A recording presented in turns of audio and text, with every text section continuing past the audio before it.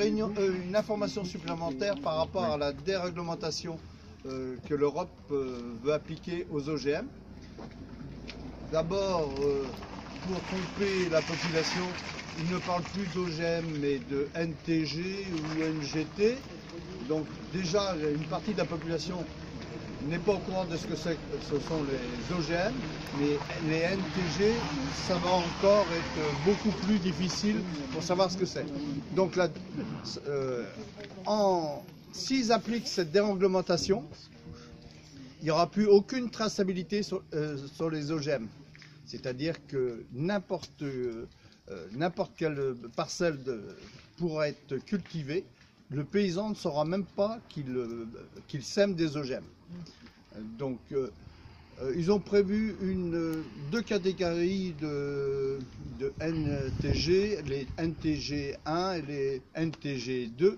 NTG1 qui seront majoritaires avec les nouvelles technologies CRISPR-Cas9 et ces OGM ne seront plus rentreront plus dans la réglementation.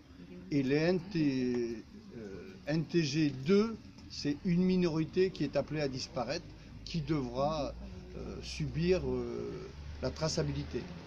Donc ce qui veut dire que vous mangerez n'importe ce que vous mangerez, vous ne saurez pas s'il y a des OGM et s'il n'y en a pas. Ce qui veut dire aussi les paysans ne sauront plus s'ils sèment des OGM ou non.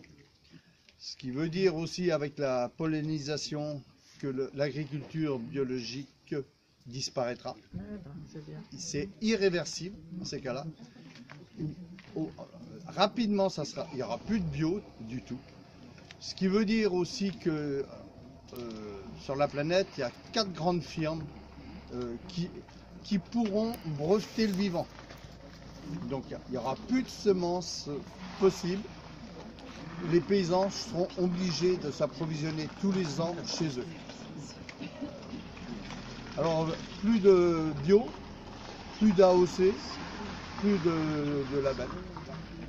Je sais pas, j'oublie encore des choses. Mais... Il y a un petit complément parce que c'est pas que sur le végétal. Hein. Ça part du micro-organisme, donc bactéries, levures, champignons, et l'animal et l'homme. Le transhumanisme. Ouais. On pourrait dire un mot sur le transhumanisme justement. Ouais. Donc, un bel exemplaire. Merci. Donc là actuellement avec tout ce qui se passe ça peut aller très vite. Le transhumanisme qu'est-ce que c'est? C'est pouvoir disons, guérir tous les maux de la planète des humains, tout ça grâce à des nouvelles technologies.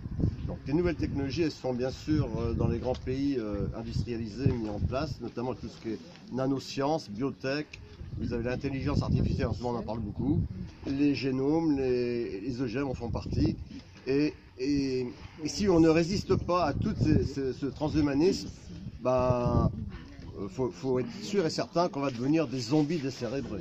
Ça c'est clair et net. Et nos enfants... est-ce qu'ils vont arriver à un âge de 40-30 ans? C'est pas évident. Et c'est même pas sûr.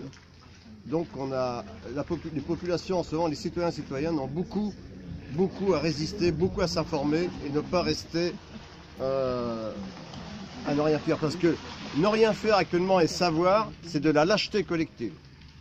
Et ne pas rester à ne rien dire. Voilà. Il faut résister. On peut rappeler en fait que l'Orient, par exemple, en 2018 a importé 700 000 tonnes de soja OGM qui sont partis dans les élevages, et en 2022 on est arrivé à 900 000 tonnes en fait à l'Orient de soja OGM, que de soja, qui sont partis dans les élevages. Je peux dire un petit mot que certains ils en ont marre de me l'entendre, mais les fermes extensives, les fermes normales, peuvent être archi-autonomes en protéines. Ils n'ont pas besoin de soja OGM qui sont en train de détruire le Brésil, l'Argentine et l'Amérique du Nord. Ils n'en ont pas besoin. Ils sont capables de faire leurs protéines eux-mêmes avec en mélange. Notamment, vous avez la févrole, vous avez des plantes encore plus résistantes et plus costauds, le lupin jaune. Et je viens d'apprendre notamment récemment, là que je ne savais pas, mais on va peut-être pouvoir lancer cette culture pour le transformer en café. Les Égyptiens, tout ça, faisaient du café dans le temps avec quoi? du lupin. Lupin. Ouais. Et c'est une plante qui est très riche en vitamines, qui n'a pas de gluten et tout. C'est des plantes qu'on a laissées de côté, qu'on a mis à part, comme beaucoup de choses. On n'utilise que très peu de plantes pour nous nourrir, alors qu'on pourrait élargir l'éventail énormément. Il faut simplement arrêter les grandes fermes, c'est tout. Jean-Claude Pierre disait bien que, avant, il disait bien que la Bretagne, c'est l'équivalent de la pollution de 50 millions de personnes, à cause des fermes intensives. Alors, si je puis me permettre, j'ai un rappel des tisseurs volontaires.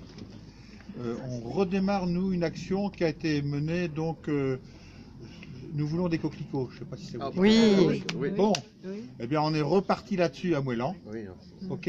Donc, nous voulons une terre vivante, voilà. Bravo. Donc, tous les premiers vendredis du mois, 5h30 du soir, 6h, 6h30, on se retrouve sur le rond-point principal. Il ne s'agit pas de bloquer les voitures. Comment il s'appelle le rond-point? De la résistance. On a de l'humour, hein. Bon, donc voilà, c'était pour votre information. On vend pas le truc, mais c'est un process qui, à mon avis, peut commencer à être intéressant parce qu'on a l'impression d'être un peu on est nus par rapport à tout ça. Voilà. Et donc il y a quand même d'autres associations. Il y a OSAC qui est là. Enfin bon, je veux dire, il y a les pisseurs, il y a plein de gens.